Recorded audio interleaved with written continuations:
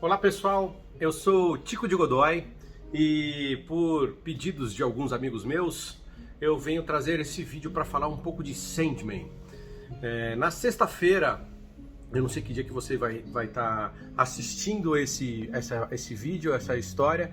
Agora na próxima sexta-feira, dia 6 de agosto, vai estar estreando na Netflix uma série Sandman, sobre esse ícone da cultura popular, que, para quem não sabe, vem de um personagem de quadrinho criado por Neil Gaiman, acho que foi em 1989, deixa eu olhar aqui na edição original que eu tenho aqui, isso, 89.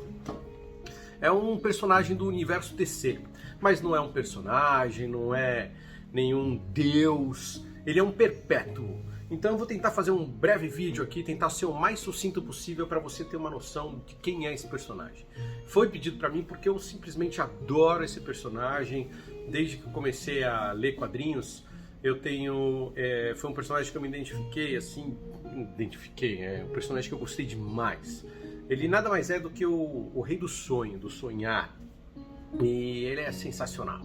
Ele não é nem bom nem mal, não é um super-herói. Porém, as aventuras que foram tratadas em 75 edições, e era complicado naquela época, porque você comprava um quadrinho desses, e eu tenho aqui todos os originais, pode ver, que foram editados pela editora Globo naquela época, demorava um mês para sair. Então você lia esses quadrinhos maravilhosos, um mês depois você tinha que ver a próxima e a próxima e a próxima, né? Então vamos falar um pouco para situar vocês quem é o Sandman, quem é a família de Sandman, do que se trata essa história que a gente vai ter o prazer de assistir na Netflix. O Sandman, ele é um dos perpétuos. Quem são os perpétuos? Quem são os irmãos de Sandman? É o Destino, que é o irmão mais velho, que ele é um cara cego, assim, que anda encapuzado, estilo Jedi, tá ligado? Com um grande livro do Destino acorrentado ao seu pulso, assim. É o Destino, a sua irmã mais velha, que é a Morte, que é a primeira e o fim de tudo, que vai ser tratado assim, né?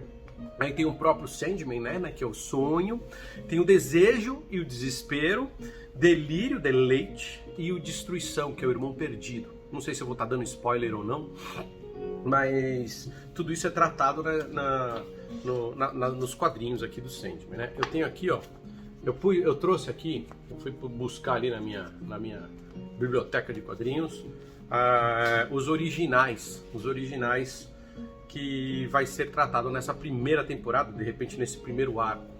Pelo que eu entendi, pelo que o próprio Neil Gaiman, que graças a Deus está acompanhando de perto, ele é o produtor executivo da obra, e ele vai estar acompanhando de pertinho, assim. Então, só por causa disso, eu acredito que não tem como dar ruim. Não tem como ser uma série ruim, até em questão visual, como o próprio contexto, o próprio enredo, a narrativa da série, né? Então, pelo que ele disse há uns meses, no ano passado, acho que em 2020 foi quando ele anunciou que essa série seria produzida, seria feita. Ele disse que a primeira temporada ia tratar dos primeiros 2 arcos de Sandman, que é Prelúdios e Noturnos e a Casa de Bonecas, né? Prelúdios e Noturnos, ele ocorreu na edição 1 à edição 8, né? E a Casa de Bonecas foi da 10 até a 16. O 9 é tipo uma introdução ao Prelúdios e ao Casa das Bonecas. Eu já vou falar sobre esses. Então eu vou tentar ser um pouco rápido, um pouco sucinto, para a gente não se enrolar demais nesse vídeo. Porém, eu faço questão de mostrar as capas originais do Sandman. Essa é a capa número 1, a parte de trás dela. São verdadeiras obras de arte, assim. Foi feito pelo Dave McKean, que ele mistura colagens, fotos de esculturas. Se você olhar em detalhe, eu posso de repente, se houver interesse, eu posso mostrar detalhadamente cada parte dessa capa. Eu não consigo ver direito o que eu estou filmando. Normalmente, filmar me olhando me distrai um pouco, mas como o intuito é mostrar as capas, né, dentro desse vídeo, esse é o volume 1, esse é o volume 2 Olha que coisa linda. Essas capas são a capa e a contracapa. Eu lembro na época que eu queria comprar sempre 2 quadrinhos, mas não comprava, porque é caro, né? Eu sempre queria comprar 2 de cada, que era para fazer um grande pôster. Olha que coisa linda que são. São verdadeiras obras de arte. A própria ilustração do quadrinho também interno foi muito bem feita, né? Os artistas envolvidos na produção são lindos, né? São verdadeiras obras de arte. Ó. Olha isso daqui. Isso aqui acho que se eu não me engano, é a visita do Sandman no inferno, que eu quero ver como é que eles vão retratar. Olha que sensacional. Esse é a quinta edição. A sexta. Se vocês quiserem, eu faço depois um vídeo. A sétima. É a sétima? É a sétima. Olha que obra de arte. Eu posso de repente escanear, tirar uma foto e fazer um vídeo só falando das capas. E a oitava.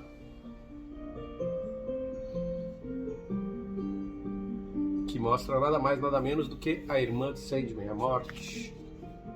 Maravilhosa. Que vai aparecer no série também. Aí tem o oitavo. Que, como eu disse, é uma introdução ao Casa das Bonecas, que acho que vai ser a segunda parte da série. Tomara que seja aquela série com 20 episódios, não essas séries novas que duram 8, apesar de que tá fácil, tá melhor. Tem 10, 8, meia dúzia de episódios, então você não fica esperando tanto, né? Porque agora tá essa moda de esperar semana que vem, outra semana, eu não sei como é que vai ser aqui na Netflix. E tem a Casa de Bonecas, ó. Casa de Bonecas, que também é sensacional. Tá aqui, ó, a capa. Essa é 11, 12.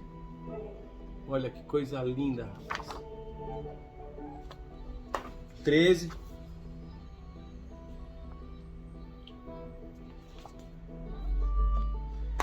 14.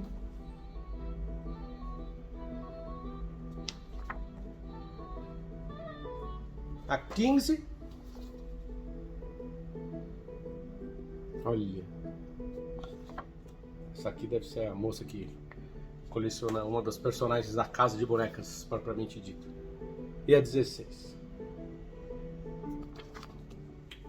Eu vou tentar fazer um vídeo sem dar muito spoiler, mas dando alguns spoilers para poder situar vocês. Então, o Sandman, como eu disse, ele é um perpétuo, ele é além de Deus, assim, ele é algo a mais, né? Superior, inferior, não sei te dizer. E o que eles são, né? Acho que no final, se eles seguirem a narrativa do quadrinho, eles vão acabar no final surpreendendo não, mas contando muita coisa interessante. Eu fiz umas anotaçõezinhas aqui para poder não me perder dentro do meu vídeo, né? Então, como eu disse, a primeira edição, a 8ª edição, foi o Prelúdios e Noturnos, onde ele conta essa história do Sandman, que vai ser abordada. Então, acho que no primeiro arco, no primeiro momento, a primeira parte, né, da primeira temporada vai tratar do aprisionamento do Sandman. Em 1800 e bolinha, o Sandman foi aprisionado por um grupo de ocultistas durante anos, mais de 70, 80 anos, né? Eu acho que vai ser adaptado para os tempos de hoje. E, na verdade, a intenção dos caras era aprisionar a Morte. Mas fizeram o feitiço tudo direitinho, só que deu errado, eles aprisionaram o Sonho, né? Porque era um cara que queria ter o poder sobre a vida e a morte, queria viver eternamente, enfim. E esse cara, ele tentou tirar de tudo do Sandman, e o Sandman ficou o tempo inteiro assim, impassível, aprisionado dentro de uma redoma de vidro, de cristal, não lembro agora, de cabeça. E ele não conseguiu tirar nada a não ser os objetos pessoais do Sandman, no meio daquela situação de tortura, de feitiço, tentar tirar alguma informação do sonho. E ele tirou os 3 objetos do Sandman, que é a algibeira com areia, o elmo dele e o rubi do sonho, né? Então a primeira parte vai tratar provavelmente disso, da busca do Sandman, porque depois de muitos anos o cara não conseguiu, aí veio o filho também aprisionar o Sandman e aconteceu uma série de situações, os caras deram vacilo, o Sandman conseguiu escapar nos tempos de hoje e aí a busca do Sandman pelos 3 objetos dele, né? Ele vai atrás da algibeira, com nada mais nada menos, vai atrás e ele vai se encontrar com quem? John Constantine, um dos ícones ocultistas do universo dos quadrinhos da DC. Que eu não sei se vai ser o John, acho que vai ser a irmã, a ancestral dele, a Joanne, né? Acho que é uma sobrinha, não lembro agora de cabeça quem é ela, mas então acho que vai ser ela que vai aparecer na série, até por conta acho que dos personagens que já existem nos universos das séries. De repente acho que eles não quiseram misturar, trouxeram ela como sendo a personagem. Então ele vai atrás da Joanne. No quadrinho, a Joanne fala, cara, quer dizer, ou o John, né, no quadrinho o John Constantine fala, cara, sei lá, tinha isso daqui, mas não servia pra nada, não funcionava. Enfim, entre indas e vindas, eles acabam descobrindo que a algibeira com a areia estava com uma ex-namorada do John, que era uma viciada em drogas, e eles encontram ela aos frangalhos, assim, né, vivendo numa miséria, e o único acalento que ela tinha era jogava umas areias lá nos olhos, e aí conseguia ter um pouco de paz. Enfim, ele consegue recuperar a algibeira dele com essa moça. Enfim, aí a segunda parte que deve ser sensacional, que é onde ele vai atrás do elmo. O elmo dele, que ele acaba descobrindo que nada mais, nada menos estava no inferno. E ele vai atrás desse elmo e aí ele encontra o Lúcifer. E o Lúcifer, na série, ele é um cara que desencanou, cara. Ficou cansado, ficou de saco cheio dele ser visto como um cara do mal. Porra, ele era um cara que administrava o inferno. Ele era um cara, uma mina, não sei, acho que vai ser tratado por uma mulher, o Lúcifer. A Lúcifer, né? Enfim. E aí ela fala, tá aqui, então vai lá tentar achar. O inferno nesse momento está sendo, a liderança do inferno está sendo dividida por 3 demônios. E é legal porque ele encontra o Etrigan, que também é um personagem icônico no universo DC. Não sei como que isso vai rolar na série, não vejo a hora de ver. Mas, enfim. E aí ele consegue o elmo de volta dele no embate de palavras. É um momento muito bacana na série, no quadrinho. Não sei como isso vai ser tratado. Não sei, óbvio que eu não sei, mas, porra, tomara que eles tratem de uma forma majestosa, assim, que é um duelo de palavras entre o Sandman e o cara que roubou o elmo. E ele acaba conseguindo o elmo dele. E o terceiro objeto, que é o rubi dele, ele vai atrás, que foi... tava com quem? Com o pessoal da Liga da Justiça, da antiga. E aí ele encontra o Marciano, né? O caçador, ele vai bem, enfim. Ele consegue o rubi dele tinha sido apossado pelo Dr. Destino, que era um maluco que acaba no desespero para não devolver, não tem nada a ver com o que a gente conhece do universo Marvel, tá? Ele acaba destruindo o rubi para não entregar para ele, mas o rubi fazia parte da essência do Sandman e ele consegue reaver dessa forma, porque ele reaparece para ele e ele consegue reaver. E esse cara faz uma atrocidade assim com esse rubi, ele despertava pesadelo nas pessoas, deixava as pessoas malucas. Esse é o primeiro arco, que encerra com o encontro dele, assim, meio desiludido, porque ele meio que entra em depressão, cara. E a irmã dele aparece na história. Eu falei, pô, qual que é a sua aí? Que você tá deprimido aí? Porque fica puta da vida, porque ele não chamou ela pra ajudá-lo. E ele conta a história. Eu falei, meu, a parada é essa mesmo. A gente tem a nossa função, o nosso propósito é aqui, fazer aquilo pelo qual a gente foi desempenhado, passou a existir para ser. E aí ele tem um dia na vida dela, na vida da Morte. A Morte é um outro personagem que merece um capítulo à parte para falar sobre ela, que é sensacional, assim. E aí no final desse encontro deles, ele fala, porra, ele reencontra os novos propósitos dele. Aí vamos ao segundo arco, que é o Casa das Bonecas, Casa de Bonecas. Aquele quadrinho perdido que eu falei lá, acho que é o 9º, ele conta uma história que é muito interessante, é muito bacana, assim. Cadê que eu coloquei aqui? Que acho que é História na Areia, que trata sobre isso. Que é muito bacana essa história. Mostra um cara tribal, assim, acho que na África, que leva o sobrinho pro meio do deserto e conta a história sobre uma princesa do Reino de Vidro, né? Porque o menino tem uma situação lá que ele encontra um objeto, o cara vai buscar alguma coisa. O quê? Você vai achar meio que encontrar. Ele encontra um coração em forma de vidro, aí ele traz o coração e o cara conta a história para eles daquele coração de vidro encontrado perdido no deserto. E ele fala, reza a lenda que existiu uma princesa, uma rainha do Reino de Vidro, que ela não queria nenhum consorte, não queria se encontrar com ninguém, não queria se juntar com ninguém para ser seu reino. Até que um dia ela encontra um cara belíssimo, né? Porque diz que o Sandman era um ser muito bonito, diz que o olho dele representava o céu estrelado. A forma como Neil Gaiman narra a história é muito maravilhosa, assim. Então vale a pena, se você puder, dedicar um tempo e ir atrás dos livros. Existem as versões, as edições encadernadas, que também são fabulosas, só não tem essas capas incríveis aí. E aí ele conta a história dessa mulher que acaba se apaixonando por esse cara maravilhoso. Ela vai atrás e acaba descobrindo que era o Sandman. E ela vai lá e declara o amor dele. Resumidamente, nessa história, nessa única edição, mostra esse amor proibido entre eles. Que até tem um momento muito bacana, que é quando eles realmente consumam o encontro deles. Durante essa noite, todos no mundo sonharam com um amor verdadeiro, com um amor intenso. Não um amor verdadeiro, um amor intenso. Um amor bem profundo. Porém, esse era um amor proibido, porque o Sandman fica obcecado por ela, por desejo de tê-la, né? Ele meio que enlouquece de querer ela de qualquer jeito, e quando ela volta do Reino do Sonhar, quando eles tiveram esse encontro, esse affair, ela encontra o reino dela destruído, porque no dia seguinte, quando um sol, enquanto personalidade, acorda e vê aquilo, vê a ausência dela e sabe daquele amor proibido, ele manda a bola de fogo e destrói o reino dela, e ela falou, meu, a gente não pode consumar esse amor. Ele, como não? Ele fica putinho da vida, e no âmbito dessa emoção ela acaba se matando, né? E como as pessoas se matam, vão parar no inferno, ela vai acabar indo pro inferno. Até tem uma passagem no momento em que ele vai resgatar o elmo dela, onde que ele acaba encontrando ela passageiramente, assim. É bem legal. Mas, enfim, isso é só uma introdução para o Casa das Bonecas. Porque no Casa das Bonecas a gente já vê a irmã dele, que é a Desejo. E ela nem é irmão, porque ela não tem um sexo definido. E aí ela vai lá e aí o Sandman descobre que todo aquele processo de envolvimento do amor dele era uma manipulação da Desejo, porque ela estava trabalhando em função de um dos vórtices oníricos. Então, no decorrer da história, a gente vai descobrir que é isso. Ele, fica putinho da vida. Meio que... Puto mais ou menos, ele já não tá mais naquele... Ele é meio vulcano, sabe? Sem sentimentos, assim.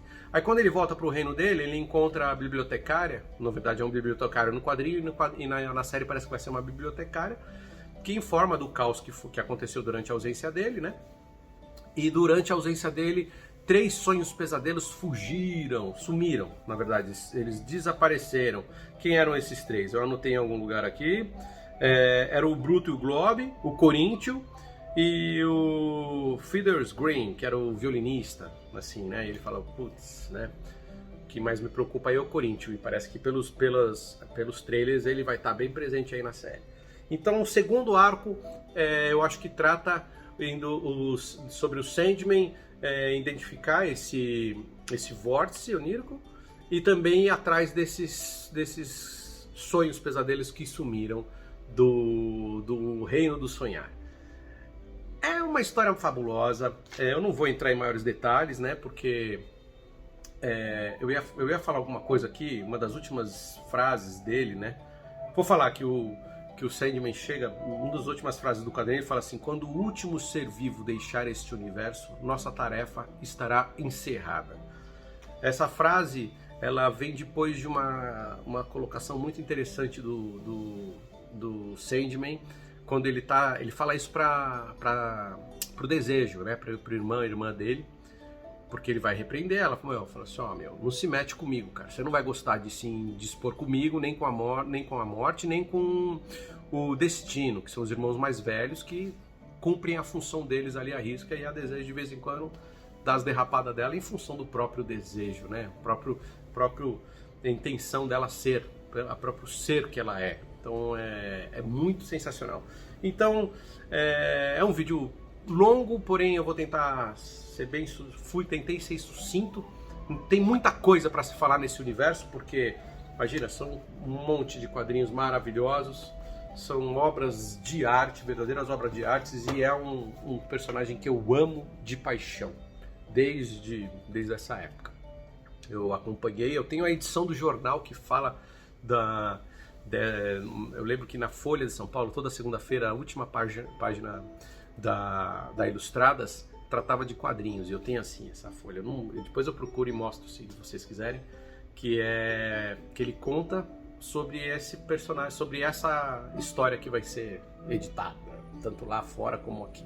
Enfim, muito obrigado. Se você gostou, dá uma curtidinha no vídeo, compartilha com quem você acha que vai se beneficiar dessa história. Eu vou encerrando por aqui. Muito obrigado. Se você quiser saber um pouco do meu universo, passei aí pelo meu canal. Tem um pouco de tudo, principalmente de música, cultura pop, muito pouca coisa. Mas eu vou ver se eu alimento com um pouquinho mais de coisas desse ramo que eu gosto tanto e que ajudaram a moldar a pessoa que eu sou hoje. Então, um beijo no coração de todos e não deixem de assistir essa série maravilhosa.